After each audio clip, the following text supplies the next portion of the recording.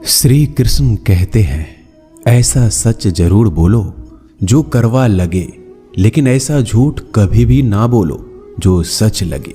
अपने जीवन में कभी भी ना किसी को आनंद में वचन दे, ना क्रोध में वचन दे, ना ही दुख में कभी निर्णय लें। गीता में लिखा है, यदि कोई आपको अच्छा लगता है तो अच्छा वो नहीं, अच्छे आप है, क्योंकि उसमें सच्चाई देखने वाली नजर आपके पास है। अपनी पीड़ा के लिए संसार को दोष मत दो, अपने मन को समझाओ। तुम्हारे मन का परिवर्तन ही तुम्हारे दुखों का अंत है। सोच और नीयत अच्छी रखिए, फिर आपके कष्ट प्रभु स्वयं दूर कर देंगे। लोग अपने शरीर को सुंदर बनाने में लगे रहते हैं, पर आत्मा की सुंदरता शरीर की सुंदरता से कहीं ज्यादा महत्वपूर्ण है। शरीर तो नश्वर है, मिट्टी ही तो है और मिट्टी में ही मिल जाता है, पर आत्मा अमर है, इसलिए आत्मा की सुंदरता पर ध्यान दो। बहुत विनम्रता चाहिए रिश्तों को निभाने के लिए। छल कपट से तो सिर्फ महाभारत रची जाती है।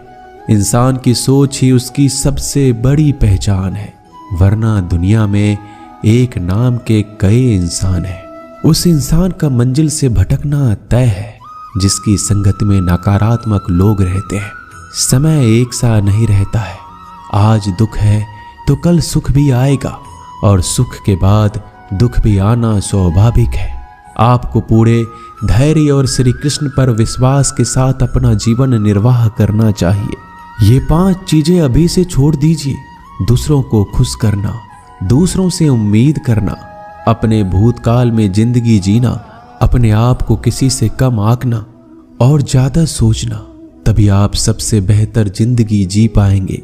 आजकल किसी के गुनाहों से ज्यादा रूप, रंग और कपड़ों को देखा जाता है, पर याद रखना, एक दिन रूप, रंग और कपड़े तो धोखे दे ही जाते हैं, पर जिसमें गुण है वह हमेशा साथ निभाएंगे।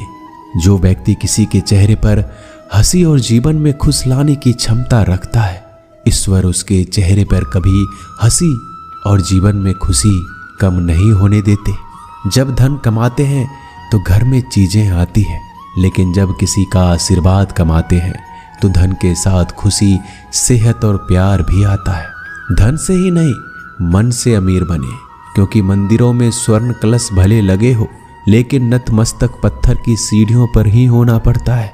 भरोसा जीता जाता है, मांगा नहीं जाता। ये वो दौलत है जिसे पाया जाता है, कमाया नहीं जाता।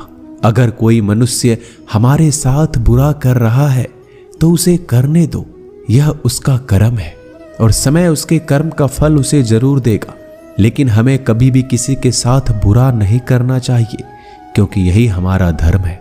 अगर आपकी समस्या एक जहाज की तरह बड़ी है तो भूले नहीं कि प्रभु की कृपा सागर जितनी विशाल है। अहंकार में धन, वैभव और वंश तीनों चले जाएंगे। विश्वास ना हो तो रावण, कौरव और कंस को देख लो। भोजन की कीमत भूख के समय होती है और भगवान की कीमत दुख के समय होती है। इसलिए अंधकार में छाया, बुढ़ापे में काया और अंतकाल में माया किसी का साथ नहीं देती।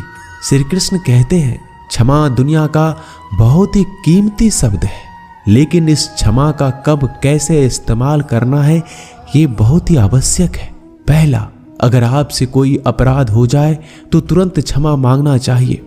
अगर आप क्षमा नहीं मांगेंगे तो इसमें आपकी ही हानि है, क्योंकि क्षमा ना मांगने से मन के अंदर अहंकार जागता है और अहंकार तो हमारी हानि ही करता है। दूसरा, अगर कोई अपराध करे तो आपसे क्षमा भी ना मांगे तो उसे क्षमा मत करिए, क्योंकि क्षमा अत्यंत अनमोल है और बिन मांगे किसी को क्षमा देना आवश्यक नहीं। तीसरा, यदि कोई आपके साथ अपराध करे, अनुचित करे और बाद में क्षमा मांगे तो उसे क्षमा कर दीजिए। इससे आपके भीतर की करुणा जागेगी, प्रेम जागेगा और यह आपके लिए शुभ ही है। चौथा, अगर आप कोई अपराध कर दो तो क्षमा अवश्य मांगना, इससे आपको लाभ ही होगा, क्योंकि सामने वाले व्यक्ति आपको क्षमा करे या ना करे, आपके अंदर का अहंकार गिरता है और आपका मन अधिक निर्मल हो जाता है। श्री कृष्ण कहते हैं, जिसके साथ बात करने से ही खुशी दुगनी और दुख आधा हो जाए वो ही अपना है, बाकी तो बस दुनिया है। दुनिया के ये 4 स्थान जो कभी भरते नहीं, समुद्र, इच्छा का घड़ा, शमशान और मनुष्य का मन। कभी भी किसी भी रिश्ते का गलत इस्तेमाल मत करना, क्योंकि रिश्ते तो बहुत मिल जाएंगे पर जिंदगी में अच्छे लोग बार बार नहीं आएंगे।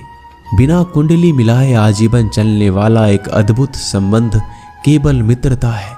यदि हमारी नीयत अच्छी और मकसद सही है तो किसी ना किसी रूप में ऊपर वाला भी हमारी मदद करता है। जब हम प्रार्थना करते हैं तो ईश्वर हमारे कहने से ज़्यादा सुनता है। जितना हम पूछते हैं उससे ज़्यादा जवाब देता है। जितना हम कल्पना करते हैं उससे ज़्यादा अपने समय में और अपने तरीके से देता है। समय का चक्र बहुत तेज चलता है, इसलिए ना तो बल का अहंकार करें ना ही अपने धन का।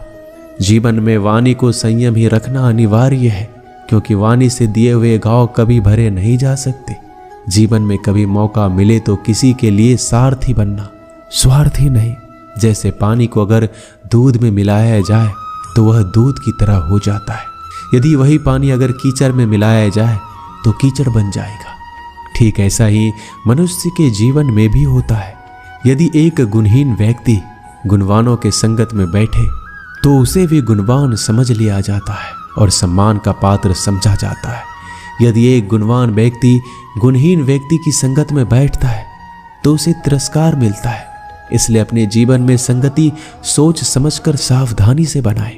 जो मेहनत करने के बाद भी सपने पूरे नहीं होते तो रास्ते बदलिए, सिद्धांत नहीं, क्योंकि पेड़ भी हमेशा पत्ते बदलता है, जड़ नहीं।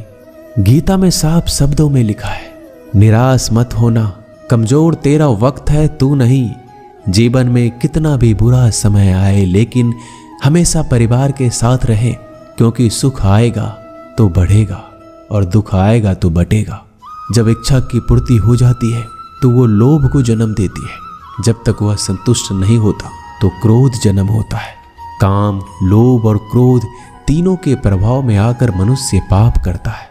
बोलना तो सभी जानते हैं, लेकिन कब और क्या बोलना है ये बहुत कम लोग जानते हैं। जो केवल अपना भला चाहता है वह दुर्योधन है, जो अपनों का भला चाहता है वह युधिष्ठिर है, जो सबका भला चाहता है वह श्री कृष्ण है।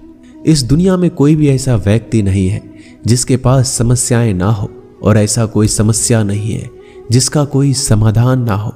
कुदरत ने 2 ही रास्ते दे रखे हैं, देकर जाओ या तो छोड़ कर जाओ। अपने साथ ले जाने की कोई व्यवस्था नहीं है, लेकिन फिर भी मनुष्य समझता ही नहीं है। याद रखना, भगवान से कभी उम्मीद छोड़ना नहीं और दुनिया वालों से कभी उम्मीद रखना नहीं। उस प्रेम पर विश्वास मत करो जिसमें भगवान श्री कृष्ण भी हार गए। उस मित्रता पर गर्व करो जिसमें गरीब सुदामा भी जीत गए।